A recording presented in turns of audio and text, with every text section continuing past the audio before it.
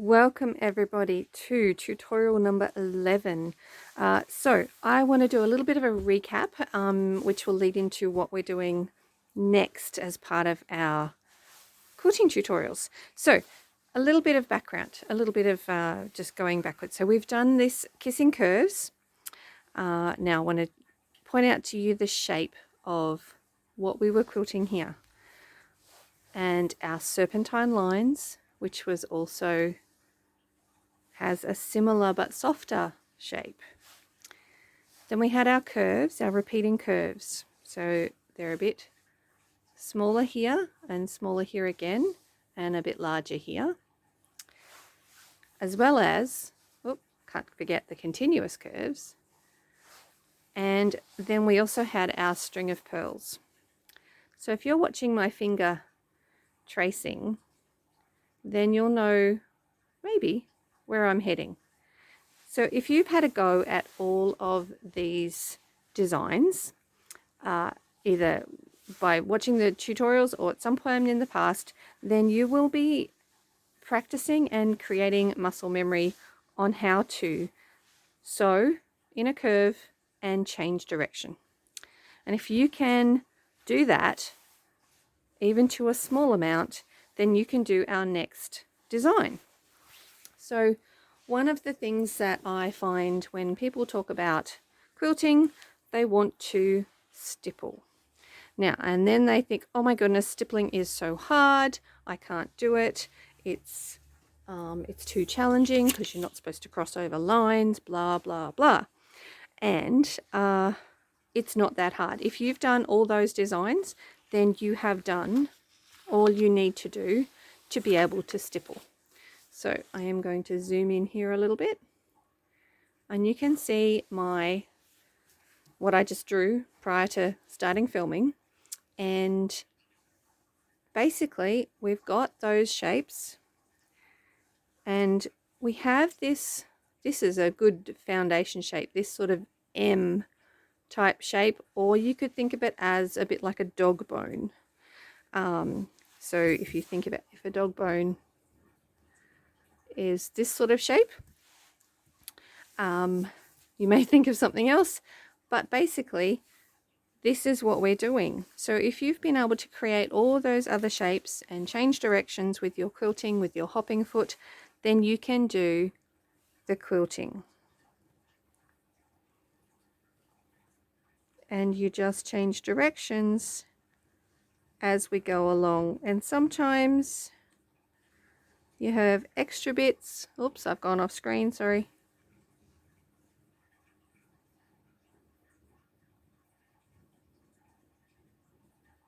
So I started with the dog bone, and then this almost becomes another dog bone.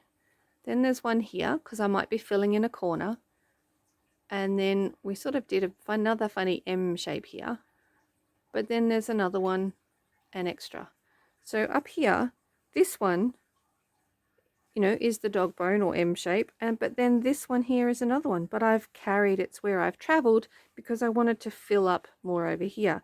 So here's another one, it's just a bit of a pushed out shape. So if you can have a practice at this, then that is what we're going to do on this design.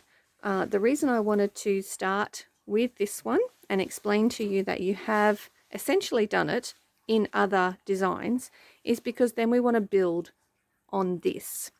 So these designs coming up are going to be less focused on, let me just zoom out again, less focused on individual block designs or block shapes, which is what we have been doing. More on, we just want to cover the whole quilt, get the shape quilted, the block quilted, so that we can let our fabric shine. We just want to create some texture. So that's what we're going to be doing on this set of 4 blocks. So the ones I'm working with are block 41 to 44. So I am going to mark these on the practice quilt. If you find that it's easier to draw and mark your quilt, then do that, and that will give you something to follow, and in time you won't need to do the marking. All right, quick covering of our quilt block. Let's just do a bit of a square there. So this is more about traveling. We haven't had to worry too much about traveling previously because we have been working on individual portions of the quilt block. Essentially, when we're quilting, we want to get from, say, point A to point B to be able to continue across our quilt. We want to be able to quilt it as many blocks in a row as possible, which is something that I mentioned in our first video, and now it's coming back into play. So what we don't want to do is just quilt straight across, because then we don't fill our block. What we'd really like to do is be able to quilt like this. So whilst this is not overly detailed, my quilting would then be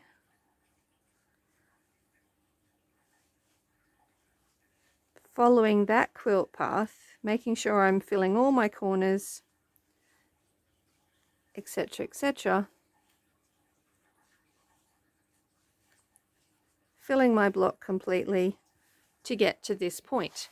Now, if I could take away that blue line, you wouldn't notice that that is my quilt path or my quilting path. So my quilting path follows the basic guideline of the single line, and I have used that as a basis to fill my block completely so that I don't quilt myself into a corner. If you can follow that sort of concept, then you can work your way across many a quilt block.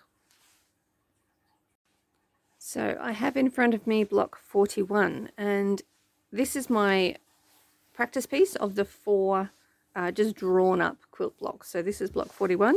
I'm going to start in this bottom corner. This is my top over here. This bottom corner, my quilting path is essentially that, to finish over here where my other sashing strip is, and then I will travel down across my sashing strip. I am going to quilt the same sort of line to the bottom of block 42, sneak across my sashing. The same with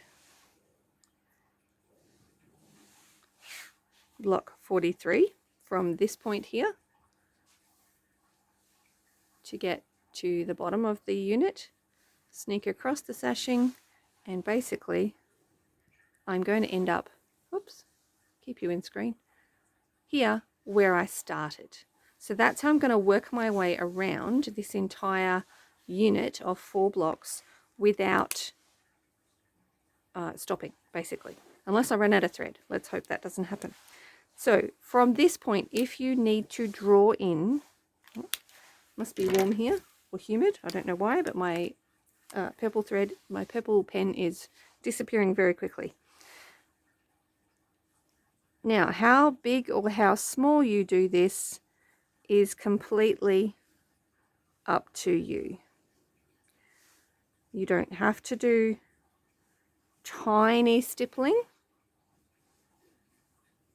You can, sometimes it's easier when you've already done a row, you actually come up against it, so you think, oh, I have to change direction because there's already quilting there, and that makes things essentially a little easier.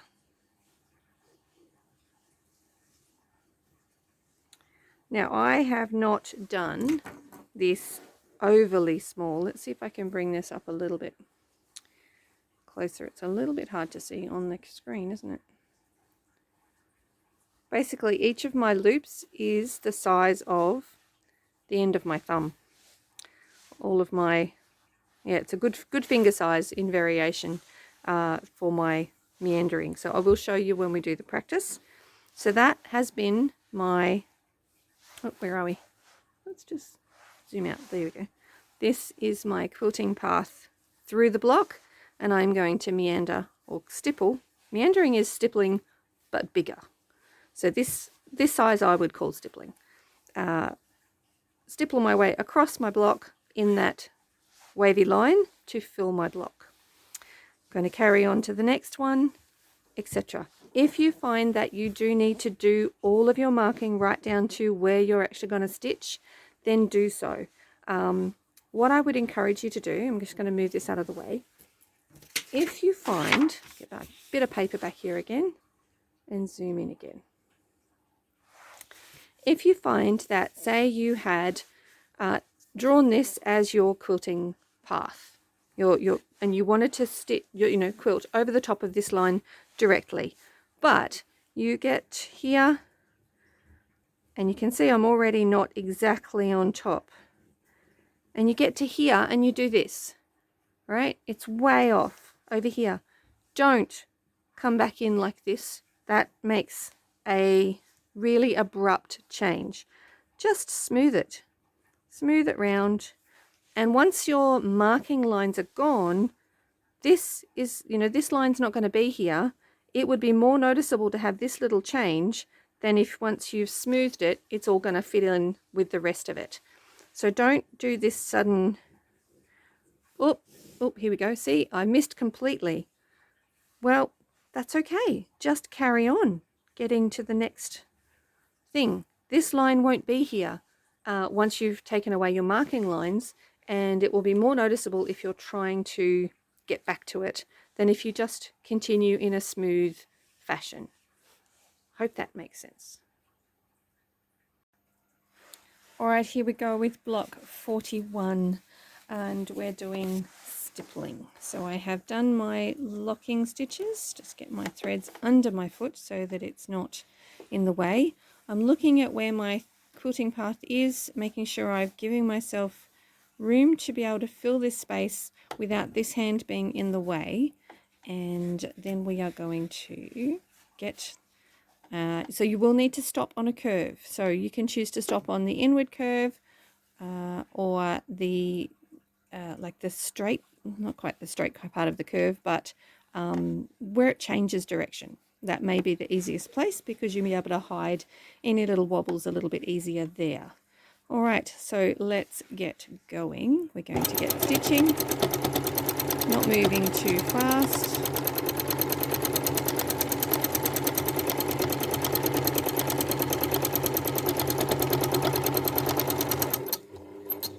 I've set my needle to go down, so if you do need to change direction for your work, just keep in mind that you'll be changing direction for your quilting when you next start up. Just quilting backwards for some people is a little bit challenging if you can't visualize where you need to stop, and so just take that a little bit slower.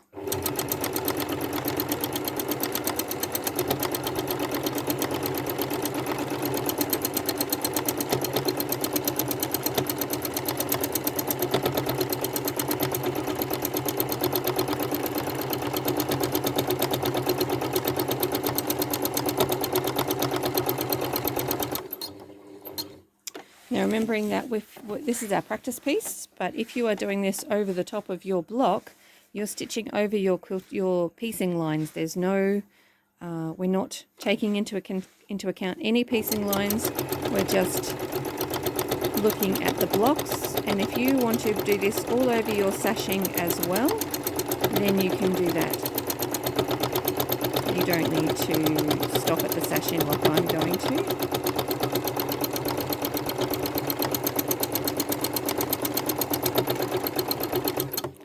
So one of the things that we are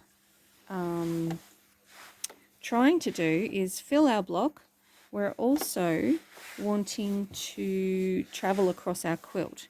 So just keep an eye on where your quilting path is. I think I ended up going up here a little bit for this one.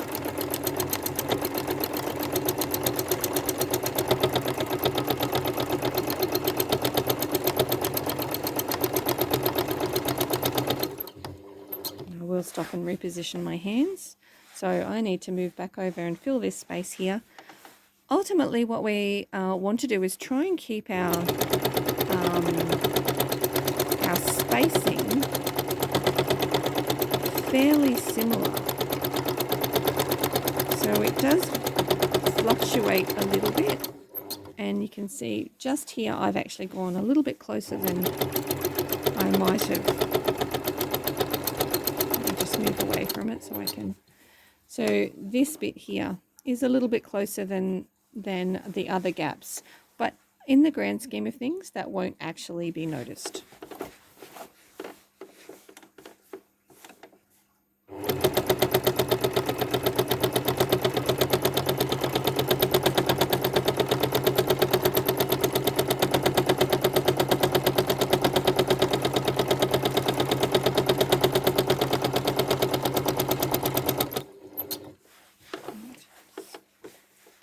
Filling in the last corner of my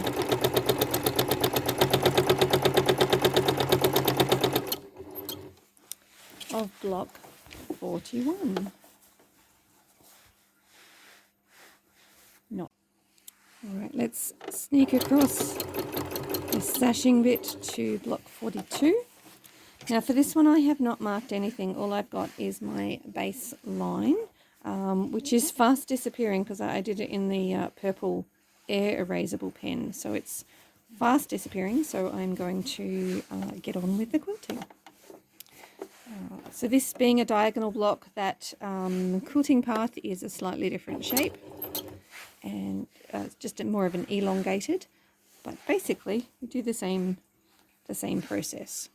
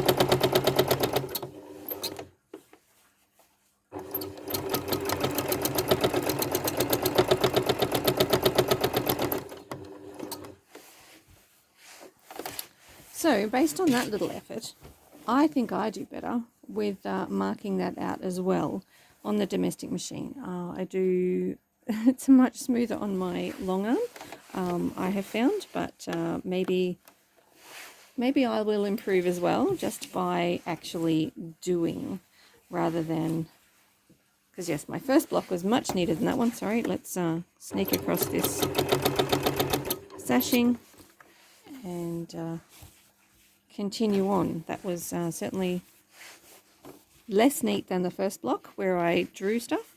So let's see if I can improve as well.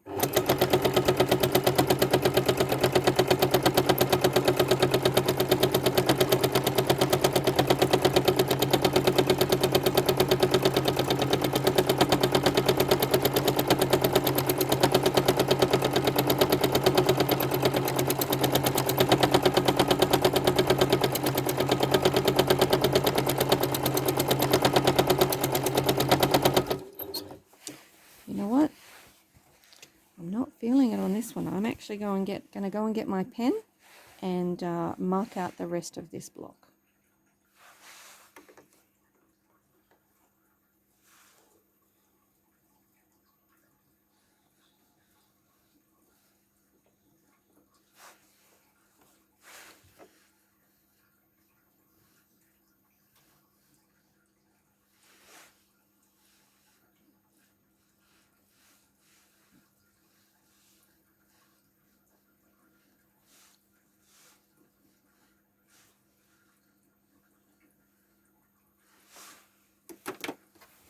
There we go. That seems a little more smoother and better spaced. So there you go. I can do this with almost with my eyes closed on the long arm, But on the domestic machine, apparently I find it easier to do having pre-marked my lines.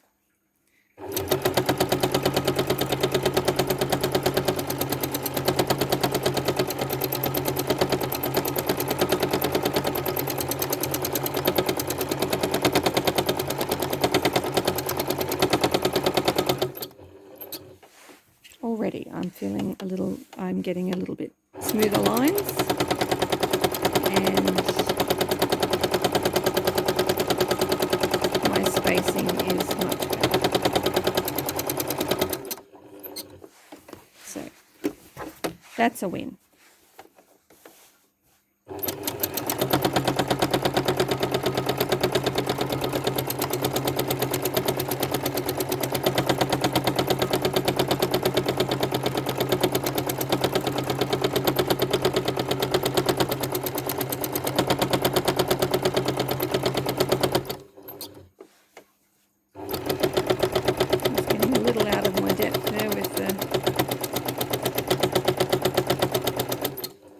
I'm going to turn this around so that I can see where I'm going a little bit easier.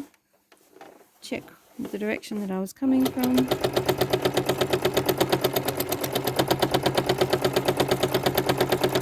Now, it doesn't mean you can't adjust slightly as you work your way around. Make those curves a little bit rounder, or the dips a little bit deeper to really fill the space, which is what I have been doing. But I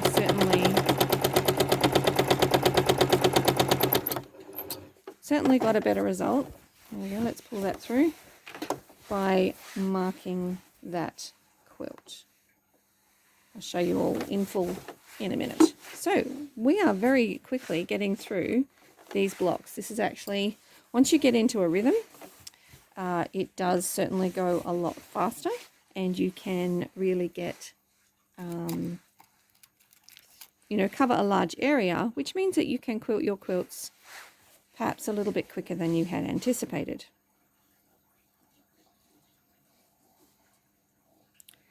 Because if you have gorgeous fabric, sorry, I am marking my block. Let me just come out a little bit so you can see what I'm doing.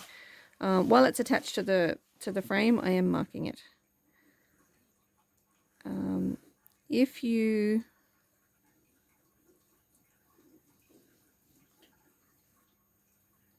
thinking and talking and writing obviously wasn't going to happen. If you want to get your quilts done, finished, and so that you can enjoy them, and you've used some gorgeous fabric, then often what you need is not detailed quilting, but functional quilting. Functional quilting that will hold your quilt together so that you can get on with the next one and enjoy that one. So yeah, there's nothing wrong with good old stippling to cover a large area, and yeah, use a matching thread and you'll barely notice it, and the quilt will have some great texture.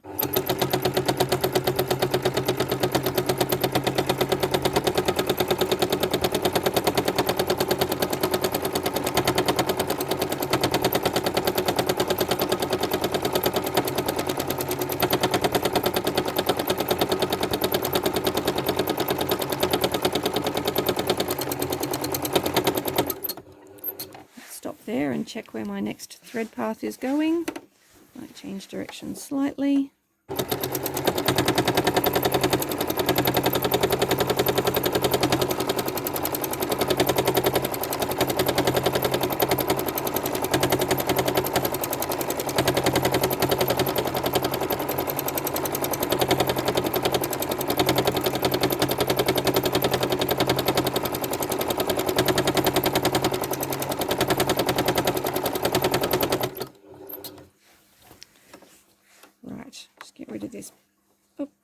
Pin again very quickly, and I'm going to go across, do a couple of locking stitches, and we are done.